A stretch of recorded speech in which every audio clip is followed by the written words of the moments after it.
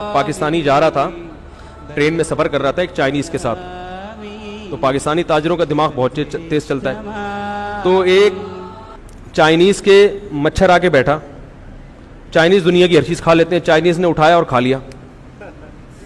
اب پاکستان نے بولا یار ادھر تو مچھروں کا بزنس بھی ہو سکتا ہے. تو پاکستانی کے مچھر آگے بیٹھا، اس نے پکڑا اور چائنیز سے بولا کتنے کا خریدے گا. کے لیے چلتے رہتے ہیں، ان کا موضوع سے تعلق تو نہیں ہے لیکن تھوڑا سا آپ کا دل اس میں لگا رہے کہ وہ ایک جو چوہا جو ہے نا، چوہا، اس نے ایک ہاتھی کو دریا میں نہاتے ہوئے دیکھا. السلام علیکم، خیریت سے آپ؟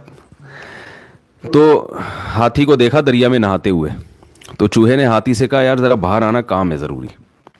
تو ہاتھی نے کہا بھائی میرے لیے باہر آسان نہیں ہے، میں گھنٹوں لگیں گے، میں ہاتھی ہوں، کوئی مذاق نہیں ہوں. چوہے نے کہا نہیں، بہت ہی اہم کام ہے، تھوڑی دیر کے لیے آپ کو باہر آنا پڑے گا. اب بیچارہ اتنی مصیبت سے باہر نکلا. چوہے نے کہا بس ہو گیا کام، واپس جاؤ. ہاتھی نے کہا بھائی کیا ٹینشن تھی، مجھے اتنی مصیبت سے نکلا. اور میں چوہا کہہ رہا ہے بس میں یہ دیکھنا چاہ رہا تھا میرا انڈر ویئر پہن کے تو نہیں نہا رہے تم پہ. ٹھیک ہے نا، صحیح ہے. تو خیر ہاتھی انڈر ویئر نہیں پہنتا. کوئی بھی دنیا کا جانور ایسا نہیں ہے دنیا میں کوئی جو لباس زیبتن کرتا ہو، کیونکہ لباس کا تعلق کس سے ہے؟ تہذیب سے.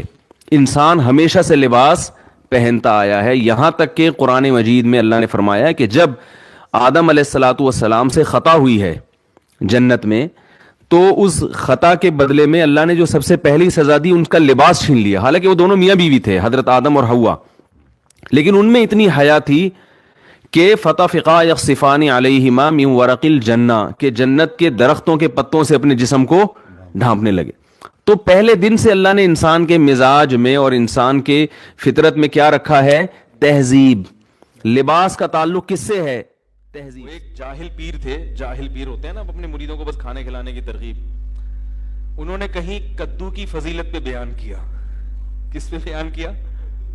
کدو کی فضیلت. نبی صحیح حدیث ہے کہ رسول اللہ صلی اللہ علیہ وسلم کو لوکی اور کدو جو ہے نا یہ بہت پسند تھا. یہ صحیح حدیث ہے.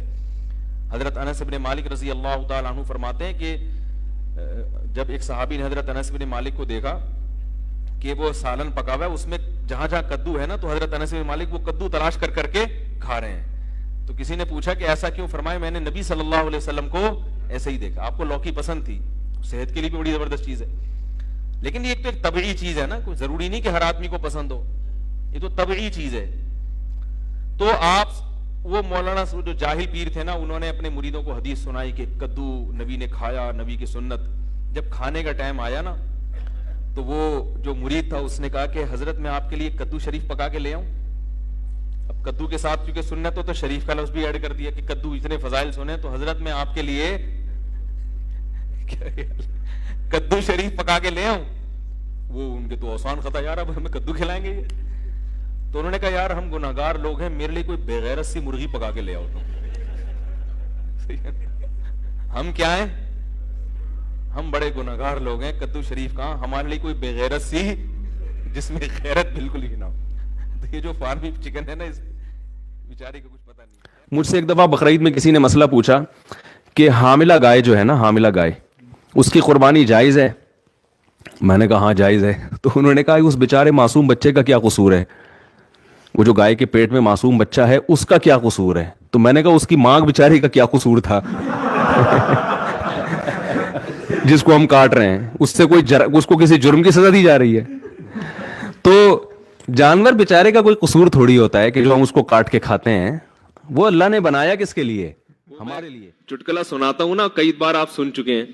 وہ ایک بچے نے، ایک مس تھی، انہوں نے وہ بچے بیٹھے ہوئے تھے، اسٹوڈنٹس بیٹھے ہوئے تھے، ان سے معاہدے لیے کہ دیکھو